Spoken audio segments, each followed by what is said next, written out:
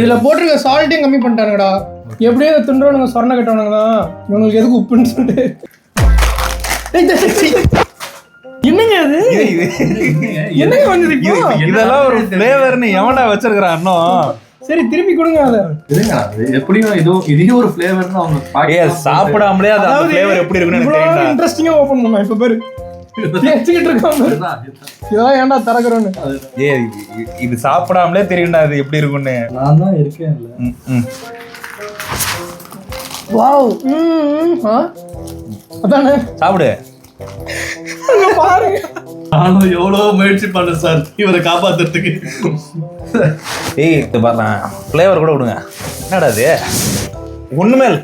நான் இது கொஞ்ச நாள் சாப்பிட்டுருக்கேன். அதாவது அப்போ எப்படி இருக்கும்னா சால்ட் நிறைய போட்டு ஒரு பொட்டேட்டோ சிப்ஸ் இருக்கும்ல, அட்லீஸ்ட் இந்த சால்ட் ஃப்ளேவரா தெரியும். ஆக்சுவலாக அந்த கடையில் அப்பெல்லாம் பண்ணுற ஆத்தென்டிக்கான பொட்டேட்டோ இருக்கும்ல, அந்த ஃப்ளேவர் இருக்கும் அதில் இருக்கும்.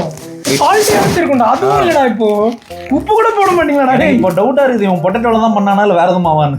இது வந்து நம்ம பேக்கரி கடையில் கூட இருக்கிற அந்த பொட்டேட்டோ சிப்ஸ் இருக்கு பாருங்க, அந்த சால்டட் பொட்டேட்டோ சிப்ஸ், அது கூட டேரக்டாக ரிலேட் பண்ணலாம். இதில் போட்டிருக்க சால்ட்டையும் கம்மி பண்ணிட்டானுங்கடா.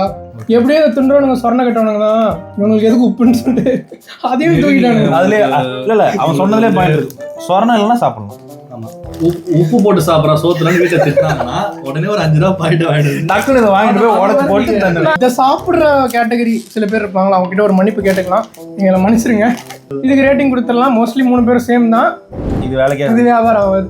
வியாபாரம். ஆமா, அடுத்த ஃப்ளேவர் போயிடுவோம்.